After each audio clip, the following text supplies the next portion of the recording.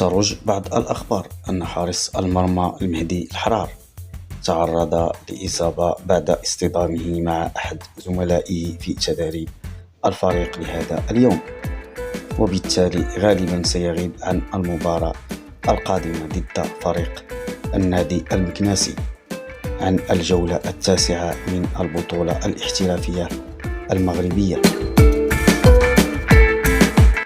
وسيعوضه أنس الزنيتي في المباراة المقبلة بعد تعافيه من الإصابة التي تعرض لها في مباراة سابقة ضد نهضة الزماملة، والذي مني بها رجاء البيضاوي بهزيمة قاسية في ميدانه ب2-1.